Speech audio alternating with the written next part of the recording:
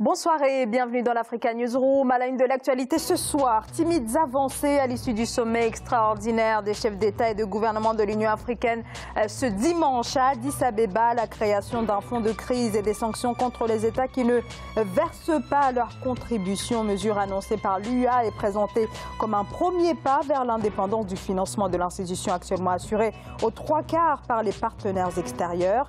Pourquoi l'institution a tant de mal à affranchir son budget des donateurs étrangers? Cette dépendance nuit-elle à la crédibilité de l'Union africaine sur la scène internationale? Je poserai la question à mes invités. La jeunesse togolaise frappée de plein fouet par le chômage, ils sont près de 30% selon les économistes. La lutte contre le fléau, l'un des axes majeurs du PND, le plan national de développement qui succède à un autre plan, là aussi annoncé comme stratégique mais sans réels effets sur la courbe du chômage. Puis les nouvelles orientations du Congo-Brazzaville en matière de politique d'urbanisation. Le Sénat adopte une toute nouvelle législation sur l'urbanisme et la construction, mais les contours restent flous pour cette loi qui se veut la synthèse des textes déjà existants, mais inefficace pour ce domaine sujet à des tensions entre l'État et les populations. Et pour débattre de cette actualité, avec moi sur ce plateau, M. Thiembel Guimbayara, bonsoir. Bonsoir. Vous êtes journaliste, directeur de publication de La Voix du Mali. À mes côtés également, M. Amadou Sylla, bonsoir. Bonsoir. Vous êtes coordinateur de la diaspora des Sénégalais de France. Et à vos côtés, M. Jean-Marie Bitomo, notre éditorialiste. Bonsoir Jean-Marie. Bonsoir Zara et bonsoir à tous nos chers téléspectatrices et téléspectateurs. Merci beaucoup à tous les trois. Sans plus tarder, notre premier sujet.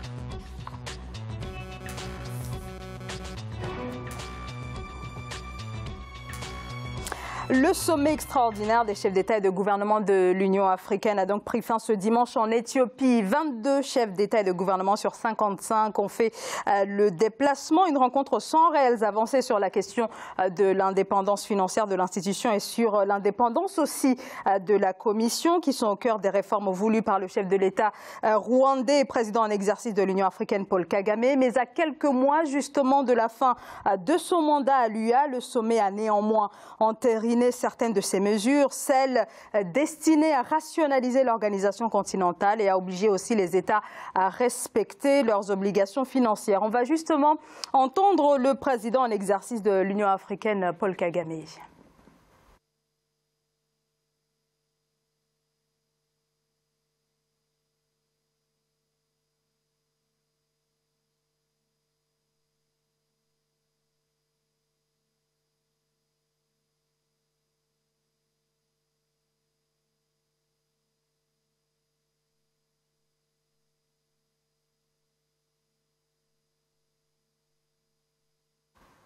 Alors, pardon, un petit problème de son. On va pouvoir peut-être dans quelques secondes, quelques minutes, entendre le président rwandais Paul Kagame qui avait donc tenu un long discours quand même lors de ce sommet extraordinaire des chefs d'État et de gouvernement. Mais on va parler en tout cas ce qui ressort globalement de cette rencontre. C'est bien sûr la taxe Kaberuka. Peu discutée finalement, Thiembel. Très peu discuté, merci. Parce que tout simplement, vous l'avez dit tantôt en évoquant la présence des chefs d'État, 22 sur 55.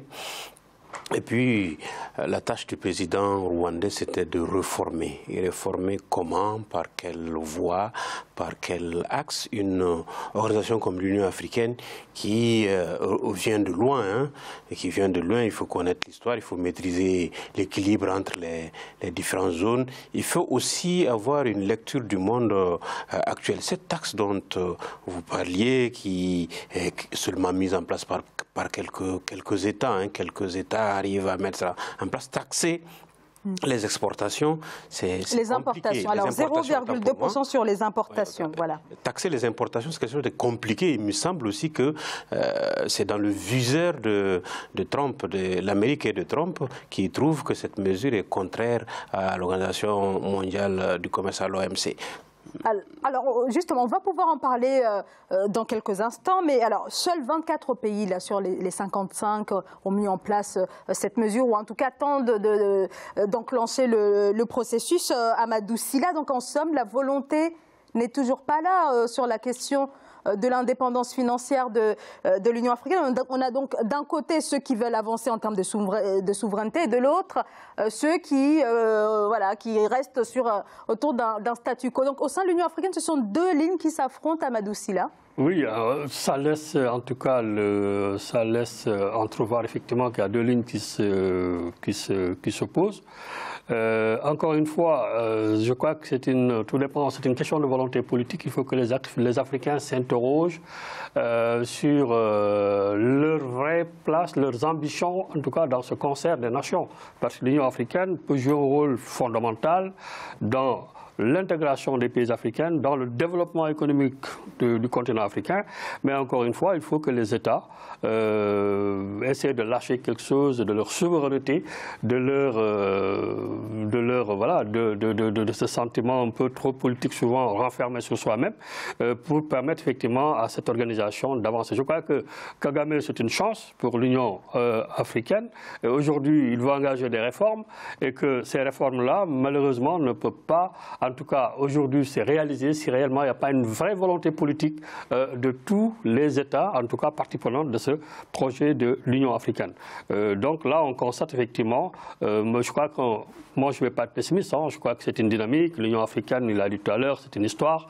Quand on voit d'où ça vient, quand on voit le contexte mondial, quand on voit en tout cas l'environnement dans lequel aujourd'hui l'Afrique cherche à s'identifier, je crois qu'il faut tenir compte de tous ces paramètres-là et peut-être patienter, jouer un peu de patience pour permettre effectivement à tous ceux qui n'ont pas compris, tous ces retardataires, en tout cas de pouvoir prendre le rythme de cette volonté que, en tout cas, l'organe veut mettre en place. Jean-Marie Bitomo. Je pense que l'Union africaine, si vous voulez, est une institution qui n'a pas les moyens de son fonctionnement en tant que telle. Comme nos invités viennent de l'exprimer, l'Afrique a besoin, comment dirais, de cette dynamique nouvelle-là. Il faut que les Africains se rendent compte d'une chose, c'est que nous rentrons dans un nouveau paradigme. Ce paradigme mondial-là est en train de s'asseoir. Et si on ne fait pas attention, l'Afrique restera, c'est-à-dire nous n'allons pas avancer tout simplement. Pourquoi? Parce que, on a parlé de volonté politique là tout à l'heure, et deuxièmement, vous avez des enjeux qui attendent l'Afrique qui sont des enjeux énormes. Ce n'est pas le moment que vous ayez des États, c'est-à-dire qui ne veulent pas céder un peu de leur souveraineté pour pouvoir avancer en Afrique. Tout à l'heure, là, Kagame a fait une proposition qui me semble très très intéressante et je le prends toujours sur ce plateau. Les États africains ne peuvent pas se développer sans que vous ayez un minimum de protectionnisme. Taxer les importations, ça voudrait dire quoi? Ça voudrait dire les ralentir pour permettre aux petites industries locales qui vont naître en Afrique d'avoir la capacité de pouvoir se développer. Tout simplement pourquoi? Parce que quand vous avez une concurrence étrangère qui est accrue, cette concurrence étrangère-là empêche les petites industries locales de pouvoir se développer sereinement. Tout simplement pourquoi? Parce que vous avez l'extérieur, c'est-à-dire les industries extérieures qui ont déjà des techniques qui sont approuvées comparées à l'Union africaine. Donc à partir de là, les propositions que fait le président Kagame, de mon point de vue, c'est quelqu'un aujourd'hui qui a quand même une aura sur la scène internationale. Il y a quelques années, la gestion de l'économie rwandaise avait été applaudie, si vous voulez, des deux mains du monde par le monde entier. Donc, essayons de copier nos chefs d'État qui sont des précurseurs en essayant de leur donner la possibilité de pouvoir avancer. Alors, le leadership du président rwandais, néanmoins, ce leadership a eu très peu d'effet au niveau des réformes qu'il a voulu enclencher à l'Union africaine. Son leadership n'est pas contesté au sein du Rwanda, dans son pays, qui a une histoire particulière, il revient de loin, il a pu imprimer une marche, mais à quel prix? Mais appliquer ce leadership-là à l'échelle d'un continent, c'est toute une autre donnée, surtout que les anciens nous rappelaient tantôt la charte de l'héritière de l'Union africaine. L'organisation de l'Union africaine a été rédigée par deux présidents, Modibo Keïta et Sylvanus Olympio. On vient de l'Union Guinée-Ghana, on a eu quand même des tentatives qui sont parties de l'Afrique de l'Ouest, avec l'Union Guinée, Ghana, Mali, le groupe de Morobia, le groupe de Casablanca qui se sont retrouvés dans l'UA. Et quand on dit que c'est la première fois qu'on planche sur les textes de l'Union africaine, ça nous éloigne quand même de l'effort fourni par le président Alpha Oumar Konaré et son premier ministre Amara ici d'alors pour la transition avant même les accords de Sirte pour arriver à cela. Ça, c'était pour l'histoire. Et dire que travailler pour l'Afrique, travailler pour tout un continent, rassembler autant de régions, autant de diversité, n'est pas une chose aisée, ni facile en politique. Certes, Kagame a voulu aller plus loin, peut-être plus vite que la musique, parce qu'il proposait même... Ça fait quand même très longtemps que la question de l'indépendance de l'Union africaine se pose. Elle se pose d'autant plus financièrement, économiquement que politiquement. Politiquement, il me semble que l'Union africaine était beaucoup plus en avance à la sortie des indépendances que maintenant. Parce qu'on avait des dirigeants qui s'imposaient sur la scène internationale, des dirigeants qui prenaient des décisions, des dirigeants qui se faisaient entendre. Combien sont-ils aujourd'hui sur le continent qui puissent se faire entendre? Alors, on va pouvoir entendre cette fois le président rwandais Paul Kagame, président en exercice de l'Union africaine. Je vous propose de l'écouter. Je me réjouis de voir notre avancée. Nous avons relevé la moitié des enjeux. Mais il nous reste encore un important travail interne à accomplir. Aujourd'hui, l'Assemblée va faire des propositions afin de rendre la Commission plus compétente et plus performante.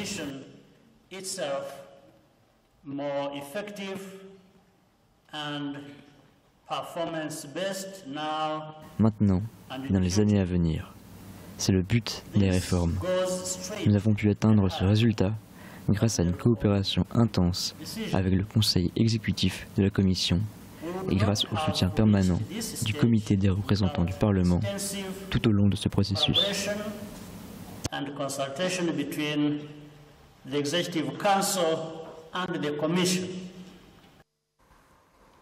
Alors, l'Union africaine qui fonctionne avec 50% du budget qui vient des donateurs extérieurs, Amadou Sylla, est-ce que cette dépendance nuit à la crédibilité de cette organisation sur la scène internationale? Oui, oui, mais je crois que chaque organisation doit avoir les moyens de sa politique, ça il faut le dire.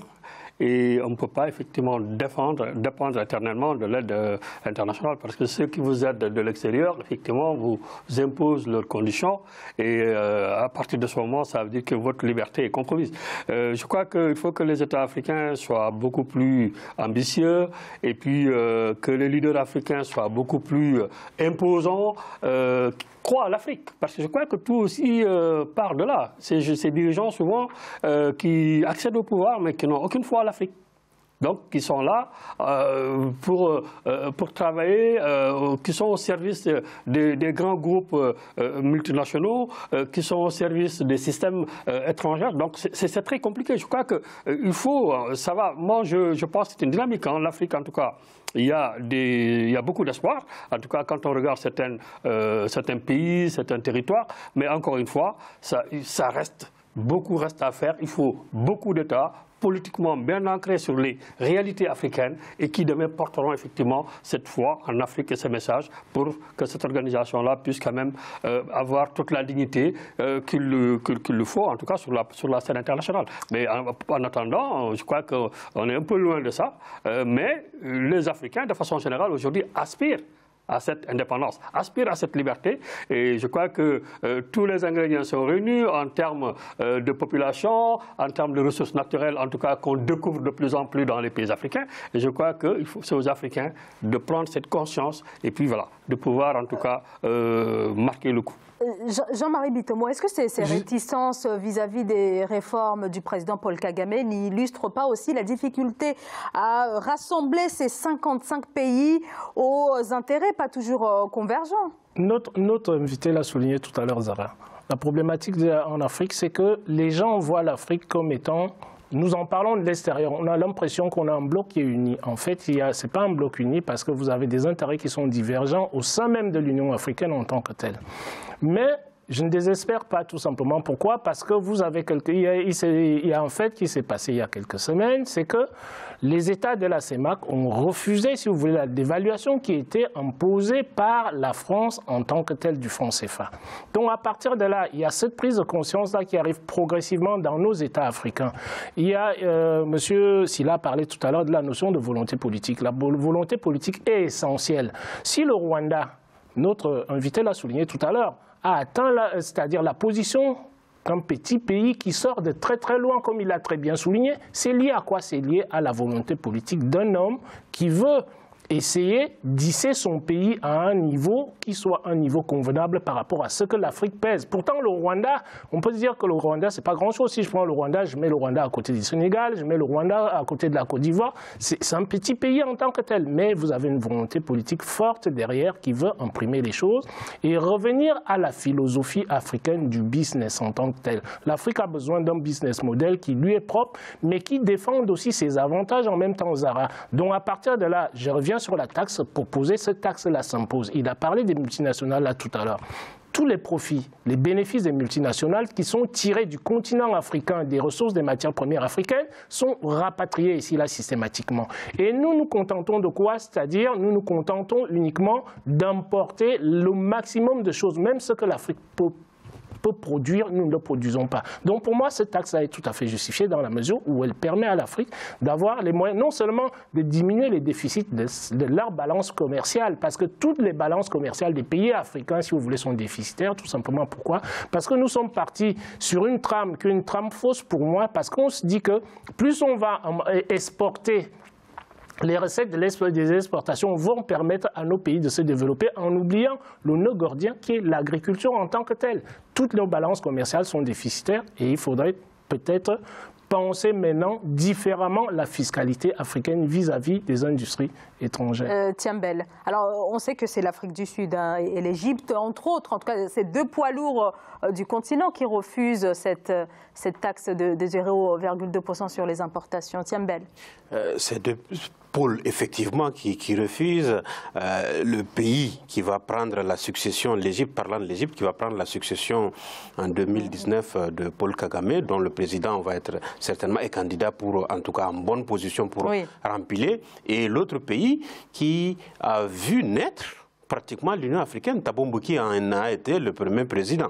Donc ce sont ces deux pays qui refusent à juste titre par rapport aux pressions extérieures, par rapport à la dépendance extérieure, par rapport aux intérêts de ces pays-là et des groupes qui agissent dans ces pays-là. C'est une réalité. Mais il faut reconnaître que quand une organisation n'est pas indépendante, quand une organisation est financée à 54% du budget par l'aide extérieure, par les partenaires étrangers, soit 596 millions, comme ce sera le cas de l'Union africaine toujours en 2019, l'Union africaine ne peut pas imprimer des politiques qui défendent l'Afrique, qui défendent les intérêts de l'Afrique sur la scène internationale, quand on n'est pas économiquement libre, quand on ne peut pas financer soi-même son budget. C'est déjà le corollaire, le plus petit exemple qu'on peut prendre à ce niveau-là. Mais l'Union européenne, qui banque encore dans l'Union africaine, va certainement continuer à dicter sa loi. Le jour où nous reprendrons en main l'économie, pourront financer en ce moment,